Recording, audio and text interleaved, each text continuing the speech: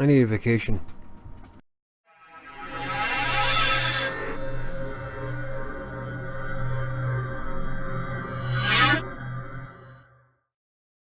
Hello and welcome to Writer Sanctuary, and today I'm going to talk about your financial responsibilities as a freelancer.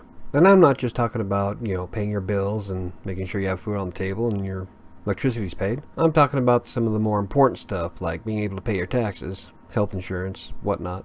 And a lot of freelancers will forget the fact that they have to pay taxes. And then when April 15th rolls around, they don't have the money to pay back to the federal government, so you're kind of screwed. And unlike a traditional business that'll help you pay these taxes and then send you a W-2 at the end of the year, you're left with a 1099 miscellaneous and have to file it yourself. And if you don't pay these taxes, the federal government comes after you and you can cruise a ton of different fees. So you've got to keep your taxes in check.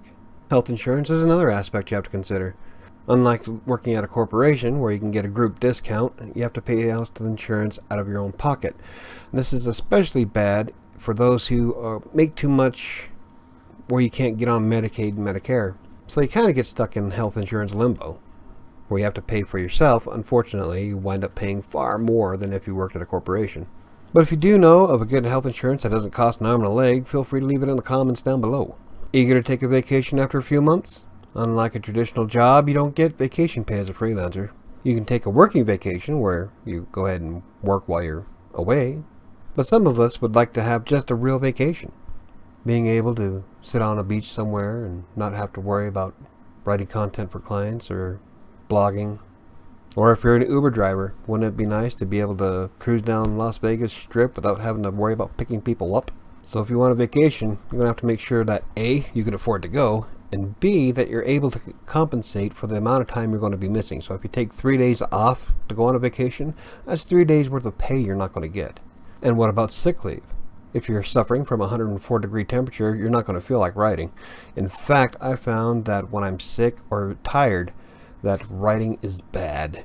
So when you're sick, you'll have to find some way to compensate for your lack of pay. And what about a retirement fund?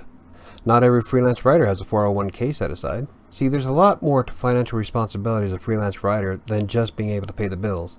So what do you do when you have to face these financial problems? The first thing I do is anytime I get a pay from any outlet, I put aside a certain percentage of it. So like, if I get paid on a Friday from TextBroker, 10% of whatever TextBroker gives me goes directly into my savings accounts. And this is going to be different depending on who you are, because the 10% that I put in might be able to pay the taxes. That's not including savings for vacations, sick, or health insurance, car insurance, anything you have.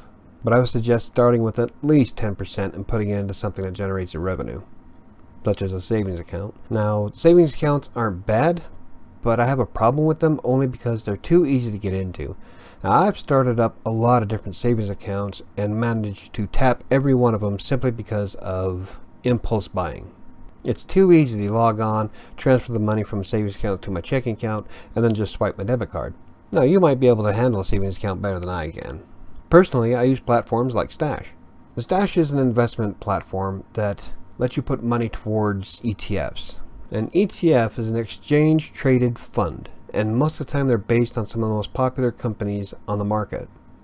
Usually an ETF has a track record of always going up. Now, the bad part about it is that you don't make a lot of money on them. But most of them at least pay out a quarterly dividend, and all of them have always gone up for me. The only real downside to Stash is that it costs $1 a month to maintain your account. The benefit to Stash is that it curbs my impulse buying. So if I go to the store and I want to buy a new game or a new Xbox, it takes a little bit more effort than just transferring money from my savings account and swiping the debit card. Now I have to sell the stock, and it takes 3 to 5 business days for Stash to put the money into my bank. By then, my interest is probably done. I really don't care anymore. So for people like me, something like Stash is quite beneficial. And since I'm talking about investing, are stocks safe to save your money on? That depends. When you're investing in any kind of stock, there's a great deal of risk. And when you're talking about using your taxes money, it's my sidekick. Ah, geez, such a pain in the ass.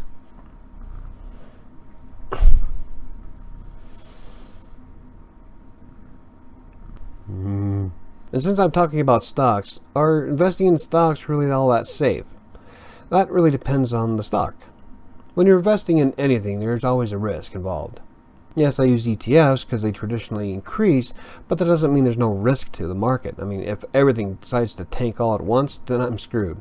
And when you're talking about using your taxes money to invest in stocks, the risk is personal preference. Because you don't know. You might be able to invest in something that goes up and makes you an overnight millionaire. On the other hand, you could wind up blowing through your entire taxes money, and Uncle Sam is going to come around in April demanding that you pay up. My point is that every freelancer is going to be faced with financial responsibilities, and you've got to do your part to make sure you're prepared for them. Whether it's taxes, vacations, sick leave, or a retirement plan, there's a lot of things that you need to consider when you decide to work for yourself. Do yourself a favor and find a way to save money that works for you.